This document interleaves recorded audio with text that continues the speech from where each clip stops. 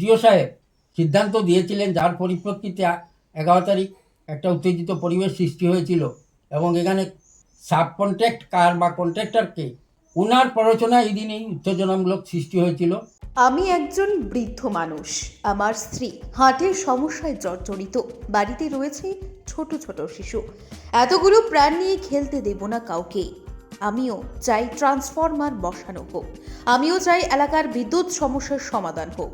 তাই বলে আমার বাড়ির গেটের সম্মুখে ট্রান্সফরমার বসানো হবে, সেটা আমি কোনোভাবেই মানতে পারবো না।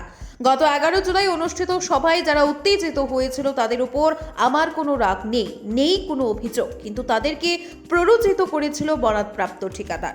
বৃহস্পতিবার কালাইনে নিজ বাড়িতে বসে এভাবেই নিজের ক্ষোভ ব্যক্ত করেন অবসরপ্রাপ্ত বিষয় শিক্ষক তথা বিশ্ব হিন্দু পরিষদ দক্ষিণ আসাম প্রান্ত সহসভাপতি পরেশ চন্দ্র পাল। তিনি এদিন জানান, কালাইন ফুটবল মাঠ সংলগ্ন রাস্তার পাশে উভয় সম্প্রদায়ের মানুষ বসবাস করেন। ওই এলাকায় বিদ্যুতের ভোল্টেজ সমস্যায় থাকায় আবেদনের পরিপ্রেক্ষিতে একটি ট্রান্সফরমার বরাদ্দ করা হয়। বিদ্যুৎ বিভাগ থেকে এই কথা জানার পর সেই ট্রান্সফরমার কোথায় বসানো হবে এ নিয়ে সভা সমিতি করে দু একটি স্থান নির্ধারণ করা হয়। পরবর্তী সময়ে বিভাগীয় তরফে বিদ্যুৎ খুঁটি নিয়ে আসার পর নির্ধারিত স্থানের জমি মালিক ট্রান্সফরমার বসাতে সাফ মানা করেন। তারপর বিভাগীয় এসডিও ও ঠিকাদার গোষ্ঠী অবসরপ্রাপ্ত বিষয় শিক্ষক তথা বিশ্ব হিন্দু পরিষদের দক্ষিণ আসাম প্রান্ত সহ সভাপতি পরেশ চন্দ্র পালের বাড়ির সম্মুখস্থ গেটের উল্টো দিকে ট্রান্সফরমার বসানোর জন্য দুটি বিদ্যুৎ খুঁটি পুঁতে নেন। এ নিয়ে তিনি লিখিতভাবে সেখানে ট্রান্সফরমার না বসানোর আবেদন জানানোর পরও কর্ণপাত করেননি এসডিও।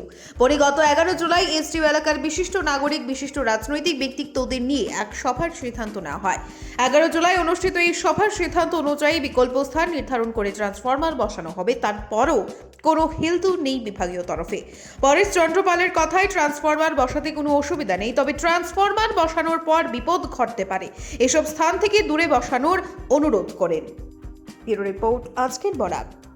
কিছুদিন থেকে একটা আমাদের এই যে কালাইনের পার্শ্ববর্তী ফিল্ডের কিনারে যে একটা রাস্তা আছে, এই রাস্তায় যারা আমরা বসবাস করি উভয় সম্প্রদায়ের মানুষ, আমাদের এখানে অনেক কারেন্টের প্রবলেম ছিল, মানে ভোল্টেজ প্রবলেম থাকায় আমরা আবেদন করি একটা ট্রান্সফরমার এখানে এসেছে। ইলেকট্রিসিটি বোর্ড থেকে জানার পর এটা নিয়ে কোথায় বসবে তা নিয়ে অনেক ভাবনা চিন্তা করা হয়েছে, বৈঠক করিয়া দু একটা জায়গাও ঠিক করা হয়েছিল। পরবর্তীতে এই জায়গাগুলায় সিদ্ধান্ত নেওয়া হয়। বিগত 8 তারিখ এইখানে এই যারা কাজ করবে তারা খুঁটি টুটি নিয়ে এখানে আসার পর আমরা একটা জায়গা ঠিক করেছিলাম। পরে ওই জায়গার মালিক এটা অস্বীকার করায় অন্যত্র জায়গা খোঁজার জন্য অনেক চেষ্টা করা হয়েছিল, কিন্তু এই ঘটনায় পরে প্রপার জায়গা না পাওয়ায় বিভিন্ন কথাবার্তার মাধ্যমে সিদ্ধান্ত না হওয়ায় কিছু কথাবার্তা কাটাকাটি হয়েছিল এবং এই ঘটনাকে সমাপ্ত করার জন্য এখানে যারা বিশিষ্ট নাগরিক ছিলেন, কানাড় অঞ্চলের বিশিষ্ট রাজনৈতিক দলের নেতৃবৃন্দ, আমার পাড়ার মই মুরব্বিয়া, তাদের উপস্থিতিতে আমার বাসায় 11 তারিখ একটা বৈঠক হয়ে একটা সিদ্ধান্ত হয়েছিল সর্বসম্মতিক্রমে যে ট্রান্সফরমার এই লাইনে একটা প্রপার জায়গায় বসানো হবে, একটা সেইফের জায়গায়, এবং এরপর 1 সপ্তাহ যতদিন লাগে খুঁটি লাগলেও দেওয়া হবে প্রপার জায়গাতে বসানোর জন্য।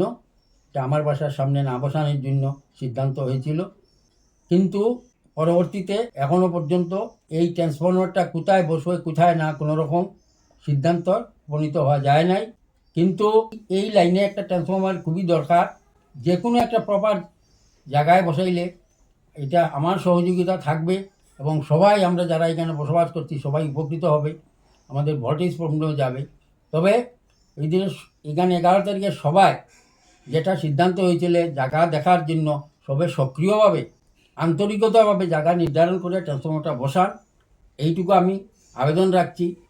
এখন এই ট্রান্সফরমারটা বসালে যাতে কারোর কোনো ক্ষতি না হয়, কারণ যেখানে বসাইবার এসডিও সাহেব সিদ্ধান্ত দিয়েছিলেন, যার পরিপ্রেক্ষিতে 11 তারিখ একটা উত্তেজিত পরিবেশ সৃষ্টি হয়েছিল এবং এখানে সাব কন্ট্রাক্ট কার বা কন্ট্রাক্টরকে ওনার প্ররোচনা এই দিনেই উত্তেজনামূলক সৃষ্টি হয়েছিল। এখানে যারা ছেলেরা আছে তাদের ট্রান্সফরমার বসালে উৎসাহী, তাদের ঠিক আছে, তারা হয়তো উগ্রভাব দেখিয়েছিল। এর পরবর্তীতে তারা গার্জিয়ান এসে যখন সব বুঝেছেন এবং আমাকে বলেছেন এইটা তাদের প্রতি আমার কোনো ক্ষোভ নাই, আমরা একই জায়গায় আছি, আমরা শান্তি শৃঙ্খলা বজায় রেখে এখানে চলতে হবে এবং চলবো।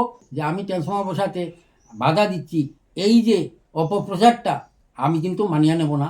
আমার ভাবমূর্তি নষ্ট করার জন্য একটা কুচক্রি এখানে কাজ করছে আমার মনে হয়। কারণ এখানে যারা বিশেষ বিশেষ ব্যক্তিত্ব মুরব্বী মানুষ তারা বসে এখানে সুন্দরভাবে একটা সমাধান করেছেন, তাদেরকে আমি হাজার ধন্যবাদ জানাই।